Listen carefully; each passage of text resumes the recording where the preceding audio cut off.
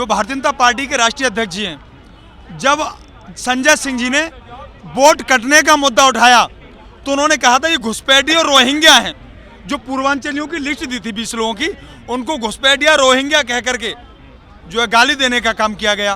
तो ये लगातार गाली दे रहे हैं, ये नया नहीं है। इनके एक सांसद जब सदन में बैठते थे तब देश की दूसरी सबसे बड़ी कम्युनिटी को गाली देने का काम किया। वो दिल्ली की सड़कों की तुलना एक महिला सांसद के गालों से करने का काम करते हैं, जो बहुत निंदनीय है। जिस देश के अंदर महिलाओं के लिए दुर्गा का अवतार बताया जाता हो, जिस देश के अंदर मैं जिस स्कूल में पढ़ता था संस्कृत में एक श्लोक लिखा होता था, यत्र नार्यस्त पूज्यन्ते तत्र रमन्ते देवता, जहां नारियों की पूजा की जाती है वहां देवताओं का निवास होता है। लेकिन उसी अवधारणा को देखिए, ये उस अवधारणा को मानने वाले लोग हैं, लेकिन इनकी सोच महिलाओं के प्रति कितनी गंदी सोच है। ये किसी एक पार्टी को ही वोट देना किसी में आस्था है? अरे जिन लोगों ने दूसरी पार्टी को वोट दिया वो क्या किसी में आस्था नहीं रखते हैं? इसलिए ये अपनी भड़ास निकालने के लिए इस तरह की बयानबाजी कर रहे हैं और ये बयान चुनाव में बहुत कारगर साबित होने वाले हैं। ये मुख्य मुद्दा महिला, और देश में जो चुनाव का जो मुद्दा है महिला वाला मुद्दा जरूरी है। जो पार्टी महिला सुरक्षा की बात करती है, महिला सशक्तिकरण की बात करती है, महिला आरक्षण की बात करती है, लेकिन 18 प्रांतों में सरकार होने के बाद एक भी प्रदेश के अंदर महिला मुख्यमंत्री नहीं बनाती, ये महिलाओं के प्रति उनका चार चरित्र और चेहरे को दर्शाता है। अब शब्द आपने प्रीवियस टाइम में देखे, मोस्टली उनके वर्ड्स आए हैं, स्टेटमेंट्स आए हैं, उनमें देखा गया कि बहुत तुच्छ राजनीति, मुजरा क्या होता है आप ये बताइए। प्रधानमंत्री जो भारतीय जनता पार्टी के आका कहलाते हैं नरेंद्र मोदी जी, वो देश के अंदर अपशब्द भाषा का इस्तेमाल करते हैं। वो चुनाव की सरगर्मियां जो है वो लगातार बढ़ती ही जा रही है। आज आम आदमी पार्टी के मुखिया अरविंद केजरीवाल ने भी अपना नामांकन किया और जिस प्रकार से सभी दलों में आरोप प्रत्यारोप का खेल लगातार जारी है। आज ही आम आदमी पार्टी ने एक प्रेस कॉन्फ्रेंस की और जिस प्रकार से संजय सिंह ने भाजपा को गाली गलौज पार्टी कहा, उनका कहना है कि आम आदमी पार्टी के एक विधायक हैं ऋतुराज झा, उसको लेकर बीजेपी के प्रवक्ता शहजाद पूनावाला ने अमर्यादित भाषा का प्रयोग किया, उनके साथ जो है गाली का शब्द का यूज़ किया है। इस बात को लेकर आम आदमी पार्टी जो है बीजेपी पे हमलावर होती जा रही है। उनका कहना है कि हम इसके खिलाफ पूरे दिल्ली में जो है आंदोलन करेंगे। ये पूरे पूर्वांचलियों का अपमान है, ये ब्राह्मण समुदाय जो झा हैं उनका अपमान है। वो पूछना चाहते हैं मनोज तिवारी से इस बात पे सवाल कि अब वो कहाँ है पूर्वांचलियों के अपमान पे। हमारे साथ बहुत सारे लोग हैं। भाई साहब क्या कहना चाहेंगे जिस प्रकार से संजय सिंह ने कहा है कि बीजेपी एक गाली गलौज पार्टी है और वो पूर्वांचली लोगों को गाली दे रही है, ऋतुराज झा जो उनके विधायक हैं उनको गाली दे रही है, क्या कहेंगे आप? ये पहली बार नहीं है। जो भारतीय जनता पार्टी के राष्ट्रीय अध्यक्ष जी हैं, जब संजय सिंह जी ने वोट कटने का मुद्दा उठाया तो उन्होंने कहा था ये घुसपैठी और रोहिंग्या हैं। जो पूर्वांचलियों की लिस्ट दी थी 20 लोगों की, उनको घुसपैठिया रोहिंग्या कह करके जो है गाली देने का काम किया गया। तो ये लगातार गाली दे रहे हैं, ये नया नहीं है। इनके एक सांसद जब सदन में बैठते थे तब देश की दूसरी सबसे बड़ी कम्युनिटी को गाली देने का काम किया। उनको वहां से टिकट काटने के बाद, ये टिकट नहीं काटेगा, ये इनाम देते हैं। जो जितनी ज़्यादा गाली देता है उसको उतना बड़ा इनाम देने का काम करते हैं। जब उन्होंने सदन में गाली दी उसके बाद उनको मध्य प्रदेश चुनाव का प्रभारी बनाया गया। फिर उसी व्यक्ति के लिए विधानसभा की टिकट परोस करके दे दी जाती है और जब विधानसभा की टिकट मिलती है तो वो जो भाजपा का चाल चरित्र चेहरा, महिला विरोधी चाल चरित्र चेहरा उसको उजागर करता है। वो दिल्ली की सड़कों की तुलना एक महिला सांसद के गालों से करने का काम करते हैं, जो बहुत निंदनीय है। जिस देश के अंदर महिलाओं के लिए दुर्गा का अवतार बताया जाता हो, जिस देश के अंदर मैं जिस स्कूल में पढ़ता था संस्कृत में एक श्लोक लिखा होता था, यत्र नार्यस्त पूज्यन्ते तत्र रमन्ते देवता, जहां नारियों की पूजा की जाती है वहां देवताओं का निवास होता है।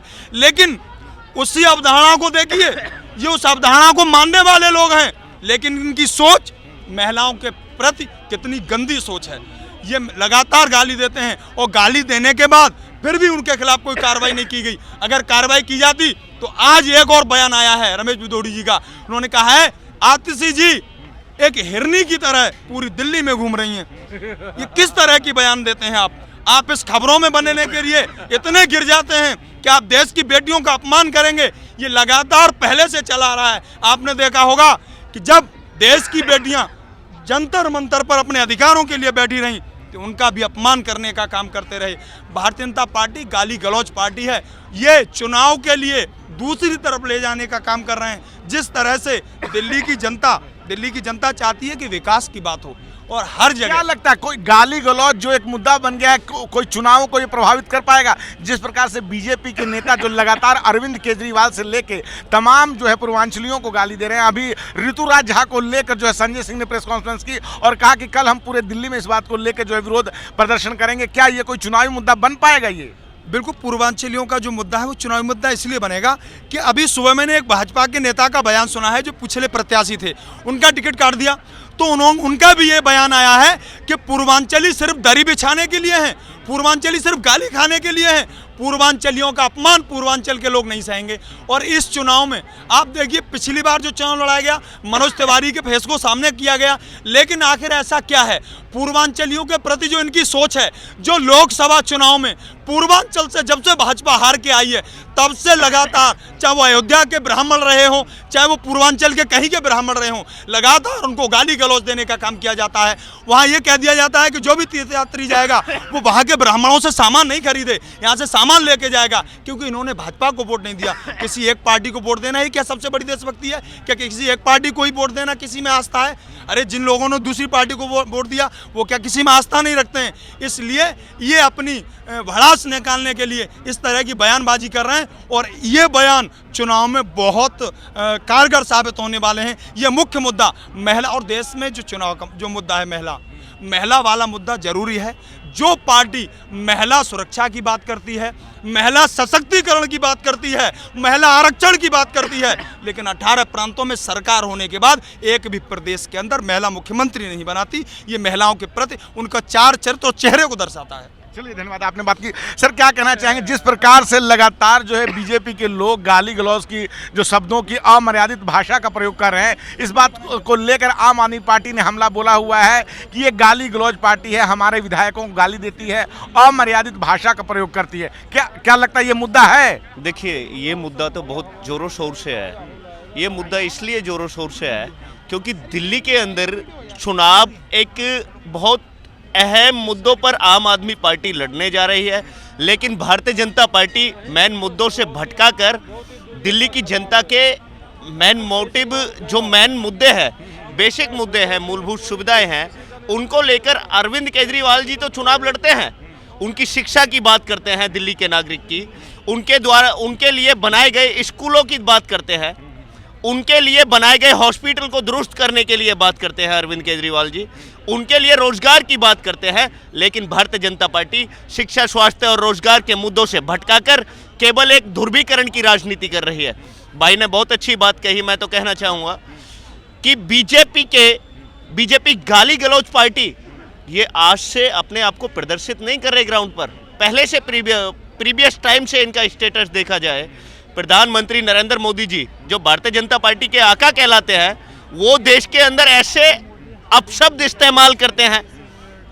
अपशब्द आपने प्रीवियस टाइम में देखे, मोस्टली उनके वर्ड्स आए हैं, स्टेटमेंट्स आए हैं, उनमें देखा गया कि बहुत तुच्छ राजनीति, मुजरा क्या होता है आप ये बताइए। प्रधानमंत्री जो भारतीय जनता पार्टी के आका कहलाते हैं नरेंद्र मोदी जी, वो देश के अंदर अपशब्द भाषा का इस्तेमाल करते हैं, वो मुजरा शब्द इस्तेमाल करते हैं। ये तो इनके छोड़े हुए चुन मुर्गे हैं, ये तो एक छोड़े हुए गुर्गे हैं। आज रमेश बिदूड़ी जैसे लोगों को एक बीजेपी अपना कैंडिडेट बनाकर और असेंबली के अंदर भेजने का प्रयास कर रही है। ये दिल्ली की जनता निर्णय लेने वाली है, भारतीय जनता पार्टी को सबक सिखाने वाली है कि बीजेपी जो गंदी अपशब्द बयानबाजी करने का काम करती है, उसको रोकने का काम दिल्ली की जनता संपूर्ण तौर से करेगी। ये जो चुनाव लड़ा जा रहा है, ये दिल्ली के बेसिक मुद्दों पर लड़ा जा रहा है। बीजेपी के लोग कहते थे अरविंद केजरीवाल जी को बदनाम करने के लिए कि इन्होंने शीश महल बना लिया। हमारे आम आदमी पार्टी के दो नेता, एक संजय सिंह, एक ग्रेटर कैलाश के एमएलए और स्वास्थ्य मंत्री और पीडब्ल्यूडी मिनिस्टर सौरभ भारद्वाज, वो गए वहां और उन्होंने बोला कि शीश महल में दिखाइए कहां सोने की कंपाउंड लगाई हुई है, कहां सोने की टॉयलेट से बताइए। इनके पास कोई जवाब नहीं हुआ। इसलिए जवाब नहीं हुआ, वहां तो सोने की टॉयलेट नहीं मिलती, लेकिन राजमहल में सोने की टॉयलेट क्या, 2700 करोड़ का वो सर्वे हो जाता जो बीजेपी द्वारा उस फकीर के लिए बनाया गया, जो फकीर होने का दावा इस देश के अंदर कर रहा है, और 2700 करोड़ के बंगले में वो अपनी छाया के रूप में, एक झोपड़ी के रूप में दिल्ली के अंदर निवास कर रहा है, वास कर रहा है। एक टैक्स के पैसे से चोरी, दिल्ली की जनता के टैक्स के पैसे की चोरी करके 2700 करोड़ के बंगले में रह रहा है, और 6700 का जोड़ी उसके जूते के पेयर्स पाए जाते हैं। 150 करोड़ की कुर्सी पर वो फकीर बैठता है। ये देश की जनता जवाब देगी इस चीज का। टैक्स के पैसे की चोरी करने वाली भारतीय जनता पार्टी देश के अंदर जनता के मेन बेसिक मुद्दों से भटकाने की राजनीति कर रही है। जनता जवाब इसका चोरी कैसे कर रही है भारतीय जनता पार्टी? कैसी बात कर रहे हैं? टैक्स क्या, टैक्स के पैसे क्या प्रधानमंत्री जी ने प्रेस में से कोई मतलब नोट छापने वाली मशीन लगा रखी है? वो भी तो प्रधानमंत्री का आवास है, नरेंद्र मोदी का आवास नहीं है। तो मैं आम आदमी पार्टी कहती है कि दिल्ली के मुख्यमंत्री का आवास है, वो भी प्रधानमंत्री का आवास है, उनका अपना निजी आवास नहीं। बीजेपी के लोग लड़ रहे थे ना, शीश महल वर्सेस राजमहल, कर लो ना। शीश महल में आप सोने की कंपाउंड दिखा दो। शीश महल में अरविंद केजरीवाल जी के अगेंस्ट आप बोल रहे थे, आप दिखाइए ना सोने का टॉयलेट। क्यों नहीं दिखाया? संजय सिंह जी ने बोला दिखाइए ना, क्यों नहीं दिखाया? दिल्ली के उसके एक छोटा सा सर्वे भी अभी आया है जिसमें यह दिखाया है कि चुनाव के बाद जो है 15 सीटों के पास भाजपा है और 55 सीटें फिर से जो है हिंदी खबर ने किया है, और वो जो है 55 सीटें आम आदमी पार्टी जीत रही है। क्या लग रहा है क्या होगा चुनाव का रिजल्ट, कितनी सीटें किसके पास? इस सर्वे को आप कितना सही मान रहे हैं? मैं बिल्कुल इस सर्वे से पूर्णतः सहमत हूँ, क्योंकि 50 से ज्यादा सीटें आम आदमी पार्टी जीतने जा रही है। ये भाजपा बौखला गई है, इसलिए लगातार तरह तरह की बयानबाजी कर रहे हैं। अभी वोट काटने के लिए चुनाव आयोग के लोग जाते हैं तो ये वहां पर धर्मवाद ले आते हैं, वहां जातिवाद ले आते हैं, और वहां जो अभी स्कूलों में धमकी देने का मामला आता है, जब दिल्ली पुलिस ने अभी तक किसी की अधिकारी घोषणा नहीं की इसमें किसका नाम है, तो ये भाजपा वालों के पास कहां से आ गई? ये बौखला गए। इनके लिए मैं 4 लाइनें कहूंगा कि तिरंगे से जिनको नफरत है, अपना झंडा प्यारा है, बापू का कातिल अब भी जिनकी आंखों का तारा है, और शर्मनाक इतिहास है जिनका अंग्रेजों से यारी का, वो आज सर्टिफिकेट बांट रहे हैं देश के लोगों को, वो गद्दारी का, वो आज सर्टिफिकेट बांट रहे हैं देश के लोग गद्दारी का। तो हम हैं लाल किले पर, और जिस प्रकार से देख पा रहे हैं कि किस प्रकार से जनता जो है ये बीजेपी को लेके, गाली गलौज पार्टी को लेके आम आदमी पार्टी ने हमला बोला हुआ है कि बीजेपी के नेता लगातार हमारे नेताओं पर गाली का प्रयोग कर रहे हैं, हमारे अमर्यादित भाषा का प्रयोग कर रहे हैं। जिस प्रकार से हिंदी खबर ने एक